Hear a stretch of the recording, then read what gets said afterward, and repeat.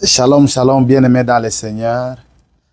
Nous bénissons le Seigneur encore pour cette matinée. Combien de fois il est merveilleux, combien de fois il est bon pour nous.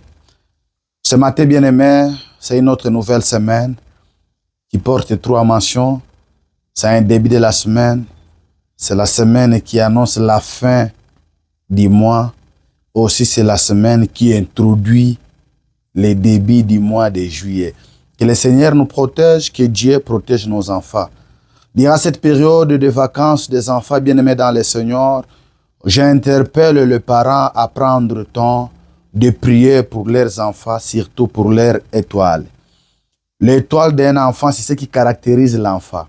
Dans la dimension spirituelle, ceux qui combattent la destinée de nos enfants ne les combattent pas par l'identité liée à leur origine ou à leur tribu ou au nom du Père ou au nom lié à son homonyme.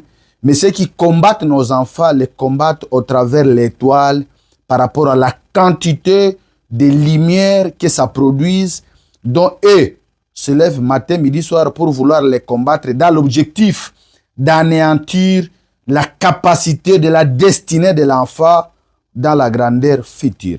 C'est pourquoi dans les livres de Matthieu, bien-aimé dans le Seigneur, lorsque Hérode a entendu parler de Jésus, nous sommes dans le livre de Matthieu 2:2, la Bible nous dit clairement qu'Hérode a entendu la naissance d'un nouveau-né.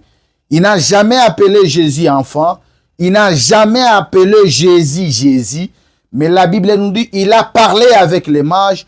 J'ai vu une étoile qui vient de notre à Bethléem.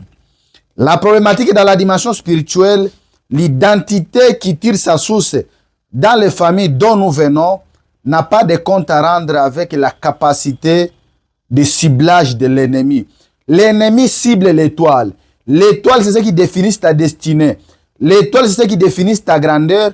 L'étoile, c'est ce qui définit ce qui n'est pas visible par tes parents, mais connu par le monde du ténèbre au travers leur puissance spirituelle ténébreuse.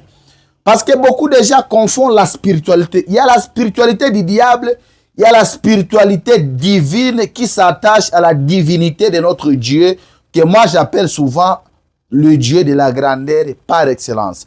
J'aime les francophones et bien-aimés dans le Seigneur. Ces gens ont posé une condition qu'on n'écrivera jamais Dieu avec un D minuscule, mais ça sera toujours avec un D majuscule qui définit la grandeur de Dieu. C'est-à-dire, même au milieu de la phrase, on appelle Dieu toujours avec des majuscules, alors que la règle orthographique, my God, la règle orthographique nous interdit de mettre la lettre majuscule au milieu de la phrase. Mais quand il s'agit de Dieu, on écrit toujours en majuscule. Que Dieu soit glorifié à jamais. Bien-aimé dans le Seigneur, prie pour ton enfant. Prie pour tes enfants. Prie pour ton fils, prie pour ta fille. C'est de ta responsabilité, surtout durant cette période de vacances.